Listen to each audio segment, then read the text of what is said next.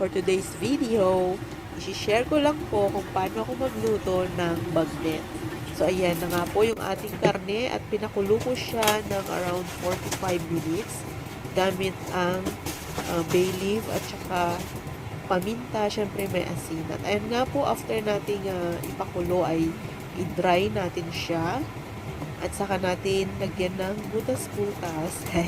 Tusok-tusokin po natin para pag nirub natin siya ng patis ay papasok hanggang sa loob. Hanggang sa loob. Natatawa ko. Ayan, hanggang sa loob po ay magpapasok yung lasa ng patis para lasang-lasa po siya pagka naprito natin. So, ayan na po, pinubuhusan ko siya ng patis. Ayan, irarab ko lang po yan at i-marinate for a while bago po natin iprito. At ito nga po ay iluluto ko sa ating air fryer. Ayan na po, at isa lang na po natin sa ating air fryer. Ayan. So, sinalang ko muna po ng 11 minutes and then another 10 minutes sa high fire. At ito na nga po yung ating bagnet. Oh, di ba? Nakakatakam na siya at napakalutong ng kanyang balat. O, yun na nga, tinatanggalin ko para alam ko kung talagang malutong ba siya.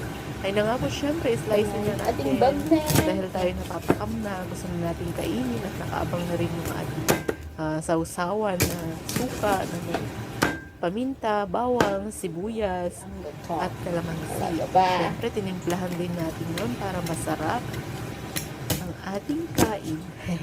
Syempre, masasatisfied ang ating cravings pag naluto natin kung ano yung gusto natin. So, ito nga po pala ay tanghalian ko ngayon. It's already 1:30, pero syempre, yung sinundo ko pa kasi yung alaga ko bago ako kakain. So, ayan na po, at na-slice na natin yung ating bagnet. Ready to eat na. At ayan, nilagyan natin ng lettuce para man may dahon-dahon, charot. So, ayun na po, ready na ang ating bagnet a la Vivian. Tayo po ay kakain na ng ating tanghalian. Sana po ay nag-enjoy kayo. Maraming salamat po sa inyong panonood. At sana po ay patuloy niyong abangan ang ating mga next video. Thank you for watching. God bless us all. Bye-bye. Have a nice day, everyone.